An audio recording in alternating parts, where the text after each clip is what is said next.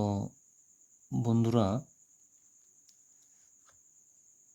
তোমাদের class 8-এর lesson 9-এর যে কবিতাটা রয়েছে সেটা দেখো।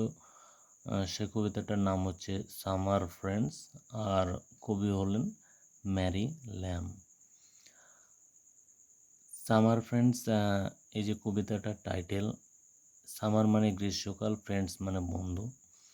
সামার ফ্রেন্ডস মানে আমরা বলতে পারি গ্রীষ্মকালের বন্ধু বা গ্রীষ্মকালীন বন্ধুরা। এর পার্টস অফ স্পিচ যদি আমরা দেখি তাহলে এখানে সামার যেটা রয়েছে সেটা অ্যাডজেক্টিভের কাজ করছে, ফ্রেন্ডস এটা নাউন, কারণ সামার এই ওয়ার্ডটা ফ্রেন্ডস এটাকে কোয়ালিফাই করছে। আচ্ছা, এখানে একটু লেখক সম্বন্ধে লেখা আছে, একটু পড়ে নিয়ে চলো। Mary Ann Lamb was a famous English poet and writer. Mary Ann Lamb ছিলেন একজন, ওয়াজ আ ফেমাস একজন ছিলেন বিখ্যাত, ইংলিশ পোয়েট অ্যান্ড রাইটার ইংরেজি কবি এবং লেখিকা। ম্যারি ল্যাম একজন মহিলা কবি। She is best known today, তিনি আজ সর্বাধিক পরিচিত, ফর হার কোলাবোরেশন, তার সহযোগিতার জন্য, with her brother Charles Lamb, তার ভাই চার্লস ল্যামের সঙ্গে, on the collection Tales from Shakespeare, অর্থাৎ টেলস ফ্রম শেক্সপিয়ার এই যে একটা গল্প সংকলন রয়েছে, এটাতে তার ভাইয়ের সঙ্গে সহযোগিতা করার জন্য তিনি আজ সর্বাধিক পরিচিত। অর্থাৎ টেলস ফ্রম শেক্সপিয়ার যে গল্প সংকলনটা রয়েছে, তারা দু ভাই বোনেই কিন্তু এটা লিখেছিলেন। She and her brother presided over a literary circle, তিনি এবং তার ভাই একটা লিটারেরি সার্কেল মানে হচ্ছে সাহিত্য গোষ্ঠী বা সাহিত্য দল, সেখানে তিনি সভাপতিত্ব করেছিলেন ইন লন্ডনে, অর্থাৎ লিটারেরি সার্কেল যেটা সেটা লন্ডনে ছিল, সেখানে তারা সভাপতিত্ব করেছিলেন। That included poets like Wordsworth and Coleridge, এখানে দ্যাট যেটা রয়েছে তোমার এখানে প্রোনাউন হিসেবে ব্যবহার করা হয়েছে দ্যাটকে, দ্যাট লিটারেরি সার্কেল এর প্রোনাউন দ্যাট এখানে ব্যবহার করা হয়েছে। আর ইনক্লুড মানে অন্তর্ভুক্ত করা, অর্থাৎ ওয়ার্ডসওয়ার্থ এবং কোলেরাইজের মতো বিখ্যাত কবিরাও কিন্তু এই লিটারেরি সার্কেলে এক সময় কাজ করেছিলেন। তো তারপরে দেখো এখানে 1 নম্বরে দুটো কলাম দেওয়া রয়েছে এবং সেটা ম্যাচ করতে বলছে, match column A with column B. তাহলে এখানে 1 নম্বরে দেখো এ কলামে 1 নম্বর, 2 নম্বর, 3 নম্বর করে 3টে বার্ডস বা পাখির নাম দেওয়া রয়েছে, পিকক, পিজন, ক্রো। আর এখানে তারা কি করে সেটা এখানে লেখা রয়েছে, ক্লিনস সারাউন্ডিংস, আশপাশ পরিষ্কার রাখে, dances when the sky is overcast, আকাশ যখন মেঘাচ্ছন্ন হয়ে ওঠে তখন নাচে, ইউজড টু ক্যারি লেটার্স, চিঠি বহন করত। তাহলে এখানে যদি আমরা ম্যাচ করি তাহলে দেখতে পাবো পিকক বা ময়ূর যেটা রয়েছে, আমরা জানি যে আকাশ যখন মেঘাচ্ছন্ন থাকে তখন পেখম তুলে নাচে পিকক বা ময়ূর, তাহলে আমরা এটার সাথে এটা আমরা ম্যাচ করে দেব।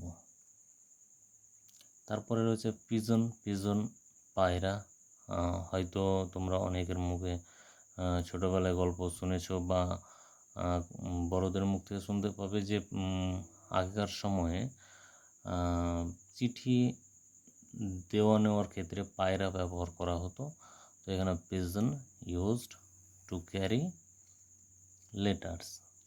ক্রো মানে কাক, এটা তো আমরা দেখতেই পাই যে আমাদের রাস্তা পথে বা আশপাশে কোনো প্রাণী বা কোনো কিছু মানে মরা পড়ে থাকলে সেটা কাক তারা খেয়ে পরিষ্কার করে রাখে, তাই আমাদের আশপাশ পরিষ্কার রাখে, তাই এটার সাথে আমরা ম্যাচ করে দেব। বেশ, এবার 2 নম্বরে দেখো, 2 নম্বরে একটা কোশ্চেন রয়েছে, দেখো which of the birds mentioned above, which of the birds মানে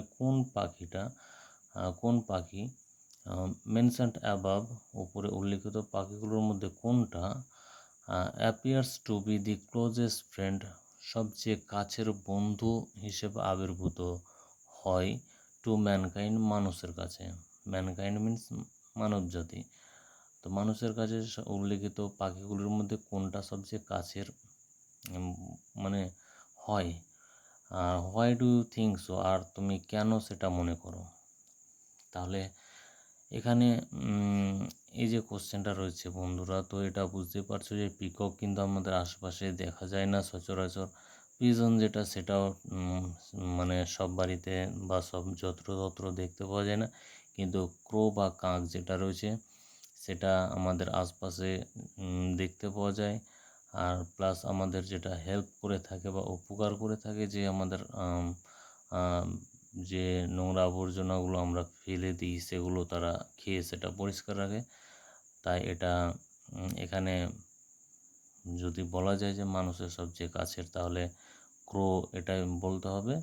আর why do you think so, তুমি কেন সেটা মনে করো, তার উত্তর এটাই বলতে হবে যে crow cleans our surroundings eating dirty things or rotten things.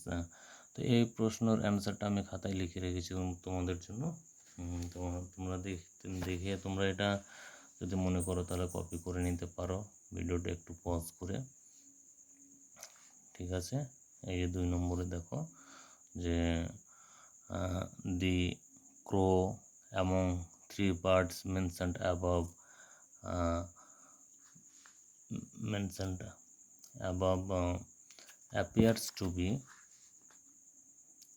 appears to be the closest friend to mankind. চলো এবার 3 নম্বর কোশ্চেনটা দেখো, how would you feel if you are separated from your friend. তোমার কেমন লাগবে যদি তোমাকে তোমার বন্ধুর থেকে আলাদা করে দেওয়া হয়। তাহলে এটারও কোশ্চেন এখানে দেখো লেখা রয়েছে, লিখে রেখেছি দেখো এখানে যে I would feel sad and lonely if I am separated from my friend. ঠিক আছে, বেশ। তো এরপরে চলো বন্ধুরা, এরপরে কবিতাটা একটু আমরা পড়ে নেব এখন।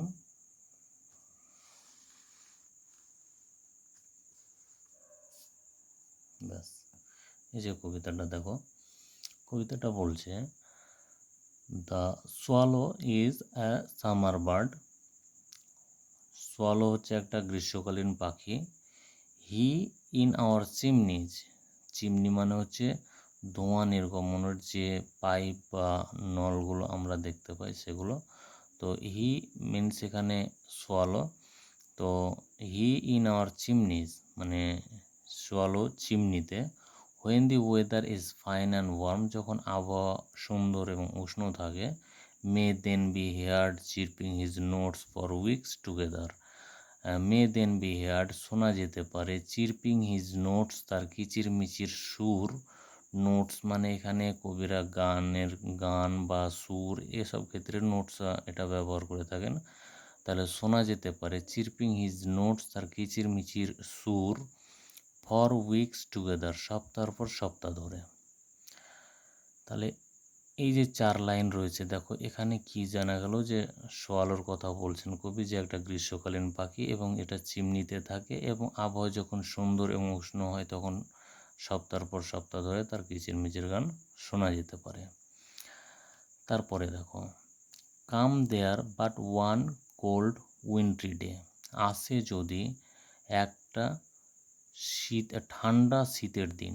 এখানে বাট মানে কিন্তু, এই অর্থটা করলে বন্ধুরা এটা একটু মানে কনফিউশন হয়ে যেতে পারে।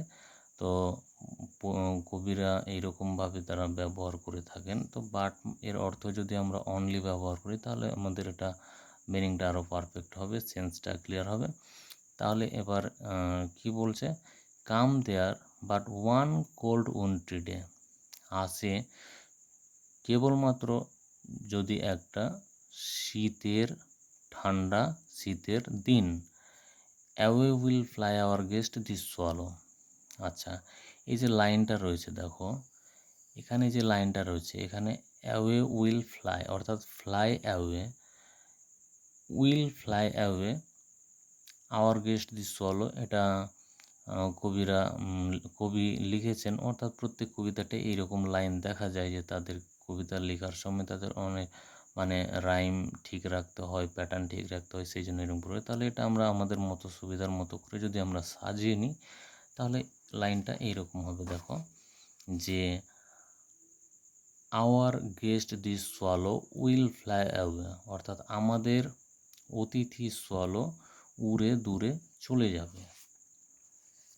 তারপরের লাইনটা দেখো, অ্যান্ড মাচ লাইক হিম, এবং অনেকটা তার মতো করেই উই ফাইন্ড দি ওয়ে, আমরা পথ খুঁজি, হুইচ হুইচ মানে এখানে এটাও প্রোনাউন হিসেবে ব্যবহার করা হয়েছে, ওয়ে যেটা এখানে রয়েছে ওয়ে এর প্রোনাউন হিসেবে হুইচ ব্যবহার করা হয়েছে, অর্থাৎ যে পথটা কি করে, many a gay young friend will follow, যে পথটাকে কারা অনুসরণ করে, অনেক আমোদে তরুণ বন্ধুরা অনুসরণ করে।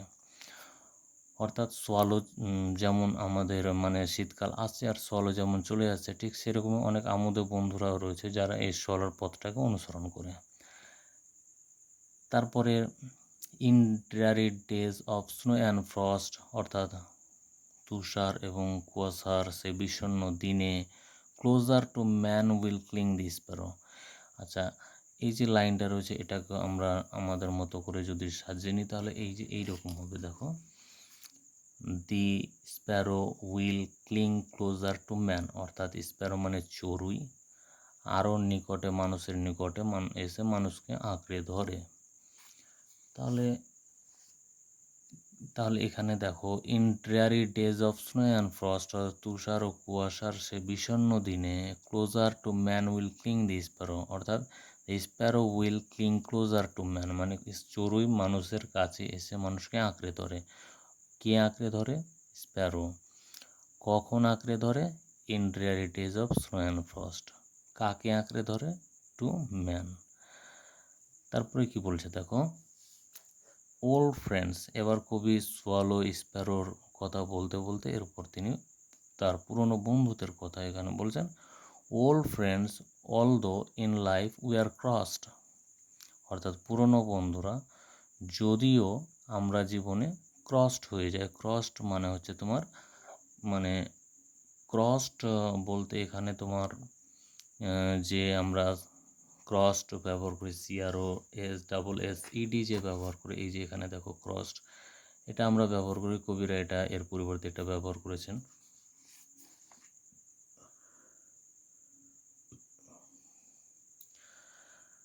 তো কি বলছে, old friends although in life we are crossed, মানে পুরনো বন্ধুরা যদিও আমরা জীবনে কি করি, ক্রসড হয়ে যায়, মানে সেপারেট হয়ে যায়, বিচ্ছিন্ন হয়ে যায়, আলাদা হয়ে যায়। Their hearts to us will never narrow, তাদের হৃদয় আমাদের কাছে সংকীর্ণ হবে না, কখনোই সংকীর্ণ হবে না। তাহলে পরে কাদের মানে কাদের হৃদয় সংকীর্ণ হবে না? বন্ধুদের। কখন সংকীর্ণ হবে না? যদি যখন আমরা সেপারেট হয়ে যাই। ঠিক আছে বন্ধুরা? আচ্ছা, এরপরে শেষের চারটা লাইন দেখো, give me the word, give me the friend. কবি এবার একটা আপিল করছেন কি, যে আমাকে পাখি দাও, আমাকে বন্ধু দাও। উইল সিং ইন ফ্রস্ট, এখানে যদি আমরা বলি যে who will sing in frost and will love in সরো, যে কি করবে? Who will sing in frost, যে গাইবে তুষারে, তুষারে মানে শীতে গান গাইবে, অ্যান্ড উইল লাভ ইন সরো, আর দুঃখে আমাদের ভালোবাসবে। তাহলে কবি পাখি চেয়েছেন কিসের জন্য? যে তাকে শীতে বা কুয়াশায় গান গেয়ে শোনাবেন। বন্ধু চেয়েছেন কেন? যে দুঃখের সময় তাকে ভালোবাসবেন।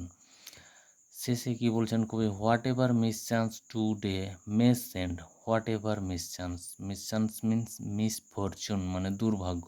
তো যাই দুর্ভাগ্য টুডে আজ মে সেন্ড আসুক না কেন, সেন্ড মানে পাঠানো, তাহলে দুর্ভাগ্য আমাদেরকে যিনি পাঠান তিনি আমাদেরকে পাঠান, তখন আমরা বলি যে আসে। তো সেক্ষেত্রে এটা কি বলবো, যে আমাদের যাই দুর্ভাগ্য আজ আমাদের আসুক না কেন, আসতে পারে। Will greet me with his sight, কবি এখানে বলছেন যে যাই দুর্ভাগ্য আজ আসুক না কেন, উইল গ্রিট মি আমাকে শুভেচ্ছা জানাবে, উইথ হিজ সাইট তার দর্শন দিয়ে টুমরো, আগামীতে টুমরো, এখানে ফিউচার রেফারেন্সে টুমরো ব্যবহার করা হয়েছে। তাহলে এই হলো পুরো কবিতাটা বন্ধুরা। তো এর পরের ভিডিওতে আমরা এর যে অ্যাক্টিভিটিগুলো রয়েছে সেগুলো আমরা আলোচনা করে সলভ করে দেবো সেই অ্যাক্টিভিটিগুলো। তবে এই কবিতাটার বিষয়বস্তু যদি বলা যায়, তাহলে কবি এখানে বন্ধুর মানে প্রকৃত বন্ধুর কথা বলেছেন, এবং সেই পার্সপেক্টিভে এখানে দুটো পাখির কথা তুলে ধরা হয়েছে, তুলে ধরেছেন কবি। একটা হচ্ছে সোয়ালো, একটা হচ্ছে স্প্যারো। সোয়ালো কী করছেন, যে শীতকাল আসছে সেই সময় সোয়ালো কবিকে ছেড়ে চলে যাচ্ছেন, আবার সেই সময় শীতকালে আবার কী করছে, স্প্যারো যে বার্ডটা রয়েছে সে কী করছে, কবিকে কিন্তু ফেলে যাচ্ছে না, কবির পাশে থাকছেন। এবার কবি যেটা পারসিভ করছেন বা অবজার্ভ করছেন কি, যে আমাদের অনেক বন্ধুরাও রয়েছে এইরকম, যা অনেক তরুণ আমোদে বন্ধুরাও এইরকম রয়েছে যারা সোয়ালোর পথ অনুসরণ করে, যে তারা আমাদের যখন ব্যাড টাইমস আসে, আমাদের খারাপ সময় আসে, তখন তারা কিন্তু আমাদের ছেড়ে চলে যায়। তো পুরনো বন্ধুরা এইরকম করে থাকে। তারপরে কবি আবার সেই পাখি চেয়েছেন, সেই বন্ধু চেয়েছেন যে সে মানে খারাপ সময়ে পাশে থাকবে, দুঃখে গান শোনাবে, হ্যাঁ, এবং দুর্ভাগ্য আসুক না কেন তার দর্শন দিয়ে কবিকে শুভেচ্ছা জানাবে। তো ঠিক আছে বন্ধুরা, আজ এ পর্যন্তই থাক। যদি ভালো লাগে ক্লাসটা করে, যদি ভালো লাগে তো অবশ্যই আমার চ্যানেলটা একটু সাবস্ক্রাইব করে দেবে, আর পারলে বন্ধুদের মধ্যে শেয়ার করে দেবে। সবাই ভালো থেকো, সুস্থ থেকো, আর পড়াশোনায় ভালো করে মনোযোগী হয়ে ওঠো। ধন্যবাদ।